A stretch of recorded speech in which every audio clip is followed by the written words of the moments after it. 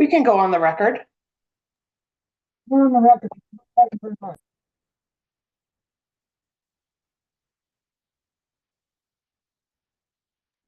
Do you hear me all right? Hey, everyone. My name is Jennifer Grace. I'm a public utility law judge with the Maryland Public Service Commission.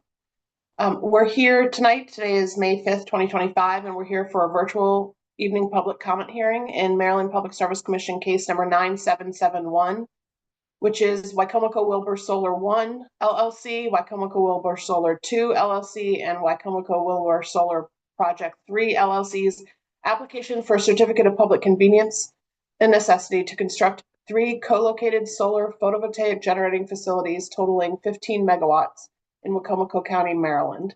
Let's start with appearances from the applicant.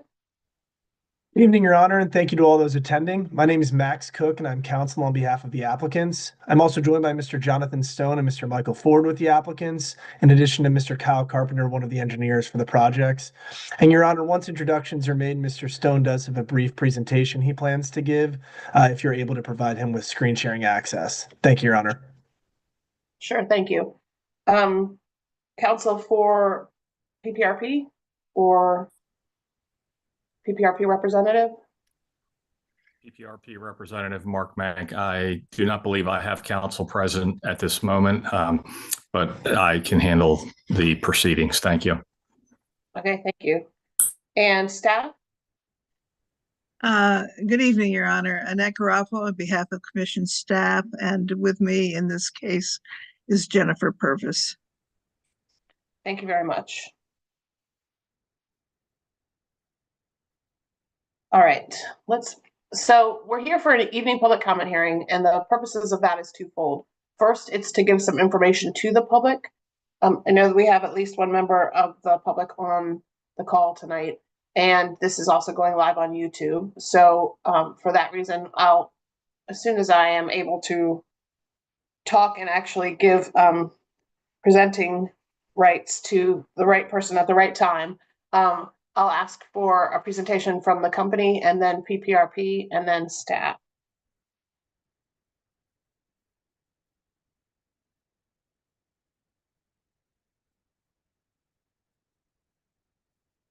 All right, Mr. Stone, you should have presentation rights.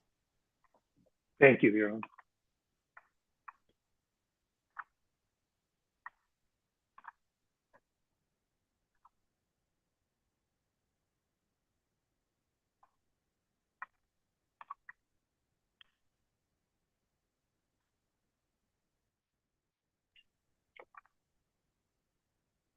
Okay.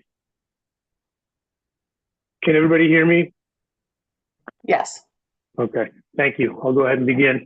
My name is Jonathan Stone, and I'm the Director of Development for APR Renewables. I'm also the primary project contact and the community liaison officer for the Wicomico Wilber Solar Project.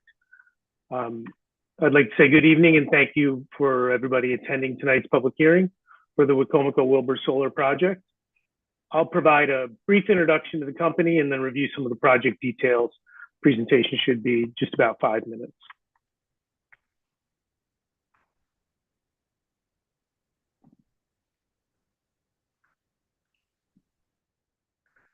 APR Renewables is a clean energy company that develops projects, services, and technologies that support the energy industry.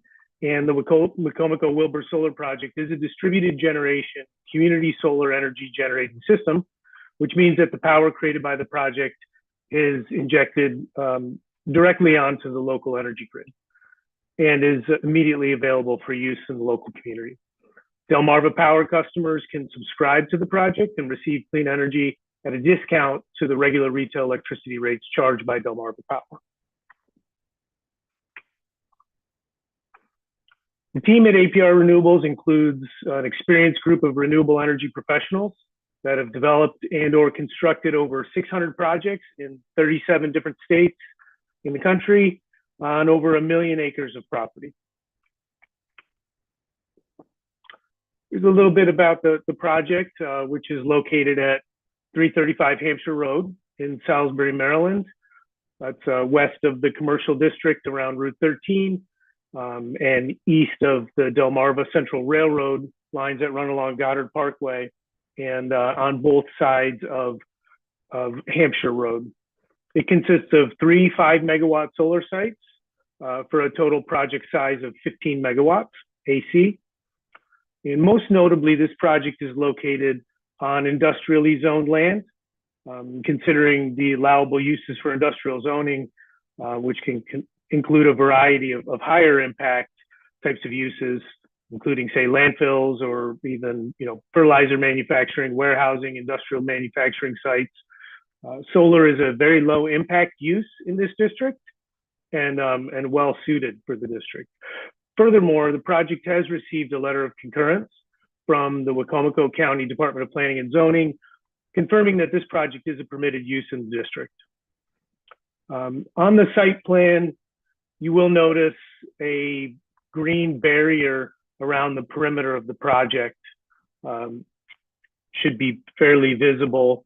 And in some cases on all 4 sides of the project, this is a natural screening buffer consisting of evergreen trees designed to provide year-round visual screening. And the project is designed to minimize visual impact to the local community and is located away from the main roads and any high traffic areas. We've included extensive natural plantings to screen the project from neighbors and roadways in all areas that do not already have significant natural screening. The one area of the project that does not have natural screening is to the north, where there are indeed no neighbors and there is a well-established tree line and forest buffer. The project is currently in the process of coordination with a variety of state and local agencies in order to ensure project compliance with state and local permitting requirements. These agencies include Public Service Commission, Power Plant Research Program, Maryland Department of the Environment and Department of Natural Resources, the Maryland Historical Trust, U.S. Fish and Wildlife Service, Wildlife Heritage Service, Federal Aviation Administration, the Maryland Aviation Administration, and Wicomico County. The project is located on a 119-acre site, and the limit of disturbance or the extent of the project will be about 78 acres of that larger 119-acre site. The project proposes no impact to sensitive ecological systems or species, and no forest clearing will occur. Again, we've designed the project to minimize visual impact by both providing the visual screening buffer as well as the location itself minimizes visual impacts. And finally, again, being a community solar energy generating system, one of the main benefits to the community is that Delmarva Power customers can subscribe to the project and receive a discount on their electricity bills. So that concludes my brief presentation, and I'd just like to thank everybody very much for the time this evening. Thank you. Thank you. PPRP? Can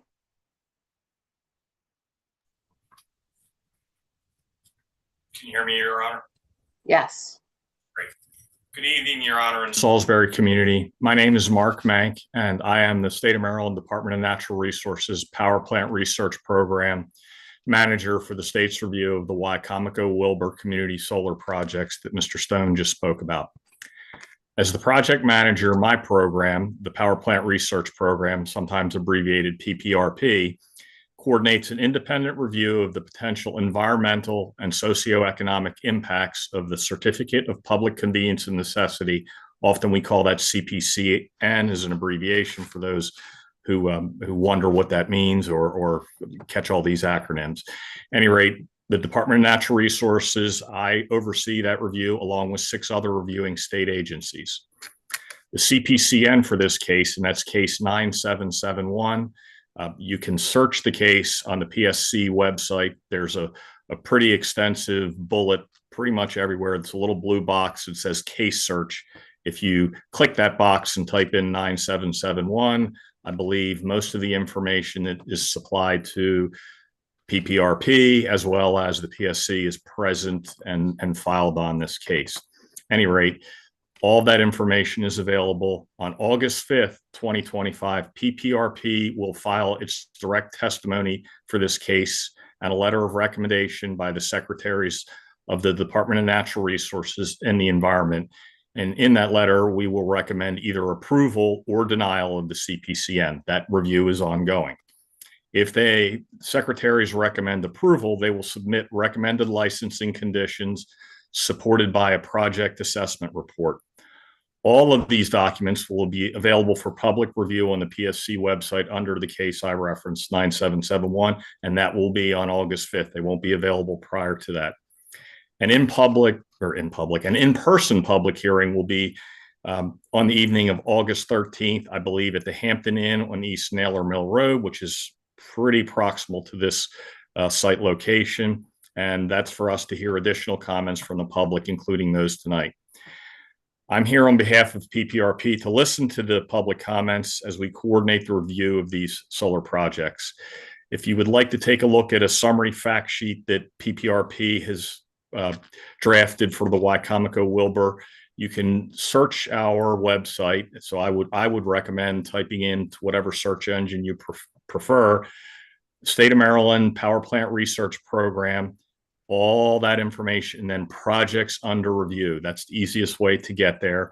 And once you do that, all of the counties with active cases will appear, and there will be a fact sheet describing some of the information that Mr. Stone spoke of, as well as the footprint, things like that. So projects under review, Maryland Department of Natural Resources, PPRP, and that's for each county, and you search this case. That's all I have for this evening, and thank you very much, Your Honor, and public. Okay. So I'm going to go ahead and share my screen. I happen to have what was just referenced bookmarked. So the fact sheet from PPRP is at this location. And if you scroll down to Wicomico County,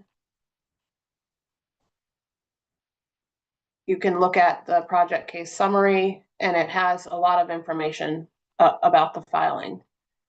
If you don't want to do that, you want all of the information that's being considered in this case, this is the Maryland Public Service Commission website, psc.state.md.us. Here is a case mail log portal where if you click on it, you can type in the case number 9771, and you can find all of the filings in this case and things that will continue to be filed in this case. Now, we're going to take public comment tonight, and there also is going to be another public comment hearing in August, but there is an opportunity on the Maryland Public Service Commission website to file written public comment. And in order to do that, you click here where it says make a public comment. If you want to see if any other members of the public have commented about a specific case, you can click search a public comment, but the magic numbers are 9771 for this case if you want any of this information.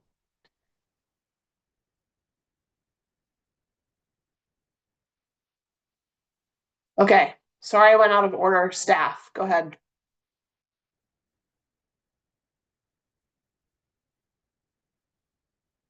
Ms. Groffalo, you're muted.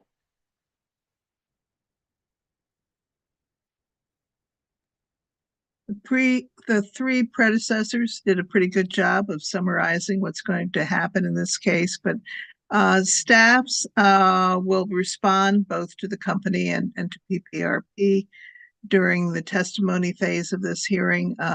In addition, we might pay more attention through our engineering staff to the effect this project will have on the grid and to the utility provision by your utility provider. But there's a lot of ground to cover before we get there. Okay, thank you, Ms. Groffalo. So on April 23rd, the applicant filed some direct testimony. The applicant is due to file more testimony, including concept site a conceptual site plan and decommissioning plan on July 11th. On August 5th, when staff and PPRP will file their testimony. And there's an opportunity for revised testimony date after the next public hearing, which is August the 28th. The parties will provide a status update on September 4th, and if nothing changes, the hearing in this matter will be on September the 11th in Baltimore. So that ends the portion of the hearing that is to give information to the public, and now is the part that where we receive public comment. The first person I have signed up is Gordon Kretzer. Thank you, Your Honor. Gordon Kretzer, Gordon Kretser. I am actually a resident of Worcester County, but I grew up in Wicomico County in Salisbury. I'm familiar with the property. I'm familiar with, excuse me, the property owner. Kind of been following this case, but many others prior to, and kind of had a few questions regarding, or I guess comments. I'm not sure if I can get answers to questions tonight. But to get the ball rolling, essentially under the vegetation management plan or grounds maintenance plan, there seems to be a lot of discrepancies from where the applicant's filing their conceptual site plan, vegetation management plan, and then when it comes to the PPRP licensing conditions, and then fast forwarding from there, I know we're not there yet on this particular case, but it's all over the map. So you have an applicant that comes in, for instance, here saying we're going to plant this site. It's going to be a pollinator habitat. It's going to be beneficial to wildlife and beneficial to the soil. And it's going to be, if it ever were to be decommissioned, it's going to be fantastic because we've been growing this pollinator habitat throughout the entirety of the job. Yada, yada, yada, over and over and over. Every single one says the same thing. And then when it comes time to actually planting the species on this site, it just goes back to MDE 2011 handbook standards. So in this case is no different than the others. You can read through their conceptual site plan that states, and they talk even about it, native pollinator seed mixes are intended to provide excellent wildlife food and shelter that will attract what variety of pollinators and songbirds, native wildflowers, grasses, yada, yada, yada. Just goes on and on.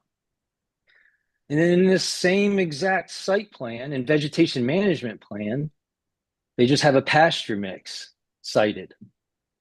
I don't understand this, right? Because the decommissioning plan, which really is the most important part of how we're going to take agricultural land, decommission it from solar and put it back into providing food to our tables. At the same point, the vegetation management plan is that much more important because you can't go into a site that's been fallow for 30 plus years, growing tall fescue, perennial rye, and Kentucky bluegrass, and mowing it every other week, and think that you're going to produce and yield corn and soybeans that's going to feed our families. So which is it? What are we doing here? Are we appeasing to the court to vegetate this site a particular way that they think or they want, and then just going back after you get a CPCN and get an MDE permit from the local county government, which in this case, there's precedent. There's evidence over and over and over in Wicomico County and every county. The sediment erosion control permit that's issued just is about erosion and sediment control. It's not about 30 plus years of maintaining a site to benefit that soil to be able to turn it back into agriculture like that. So I guess my question is, where is the disconnect? Is it ignorance, or is it something, or the whole industry being deceitful? Are we really not trying to spend a few extra dollars to maintain and plant a site properly? I mean, literally a few extra dollars an acre we're talking about here to do it right versus just doing, I mean, we're talking about vegetating a side of a slope on a highway or on a commercial property. That's what the MDE 2011 handbook does. It helps us guide us to keeping sediment and erosion out of the Chesapeake Bay, not to vegetate a pollinator habitat on a site, on an agricultural. And someone said that this was industrial, zone industrial. That's news to me because this was all sod fields, corn, and soybeans from the time I was born.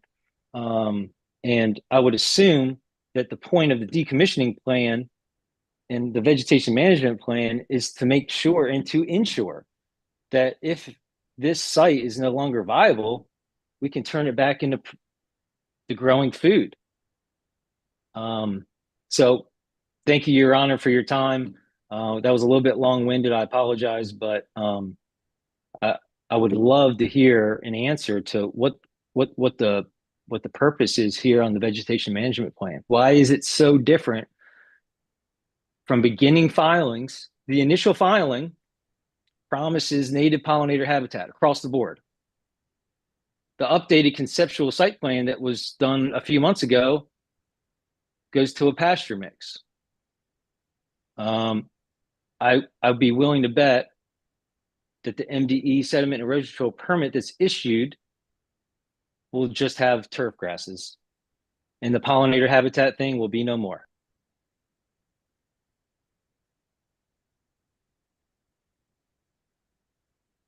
Thank you, Mr. Kretzer.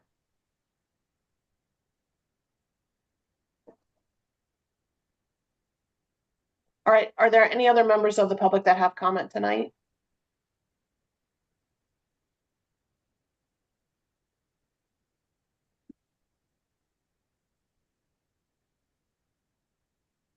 Okay, so we're early on in this proceeding. We haven't received anything from PPRP. We haven't received anything revised from the company. So I'm not sure that we can answer those questions tonight, Mr. Kretzer. I'm hopeful that we will have better answers for that by the next public comment hearing, which is going to be in person, not online, very close to the site in August. I think Mark wants to comment.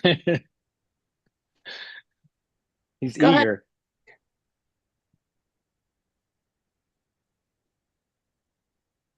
Your Honor, can I just make a point of clarification just to eliminate some confusion that may exist? Yeah, and the fact that you don't, so if you're volunteering to do that, that would be great.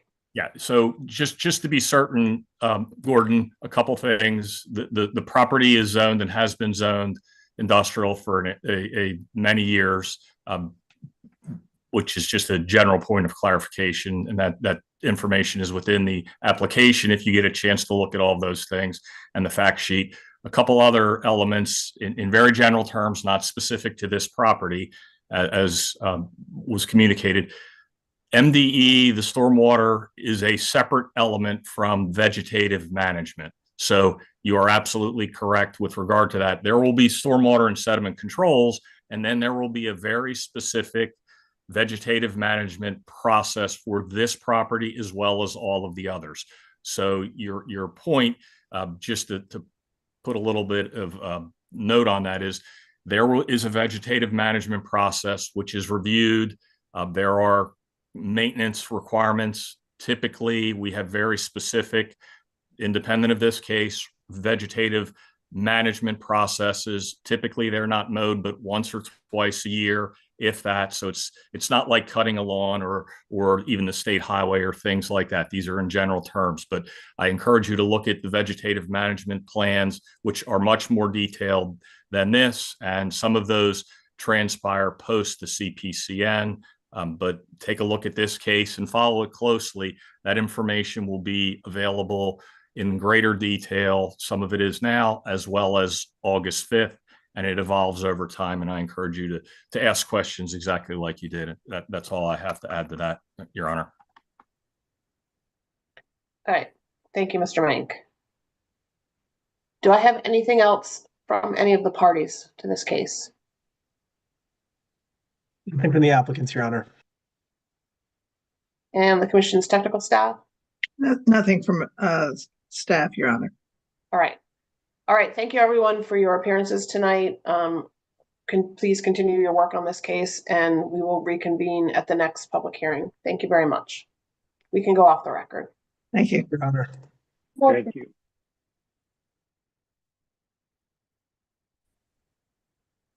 So, Mark,